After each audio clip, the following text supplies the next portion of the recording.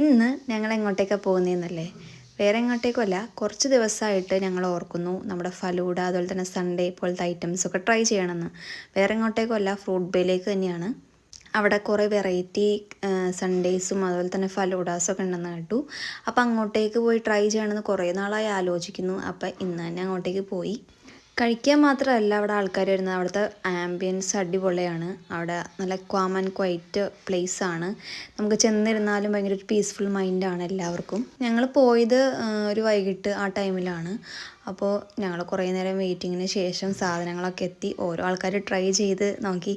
ഇത് ബെറിയപ്പാണ്, കുറേ നാൾ ട്രെൻഡിങ് ആയിട്ടിരുന്ന ഒരു സാധനമാണല്ലോ. അങ്ങനെ ഞാനും ട്രൈ ചെയ്തു. അത് പൊക്കുമ്പോൾ തന്നെ ഭയങ്കര ഒരു ഫീലാണ് കേട്ടോ.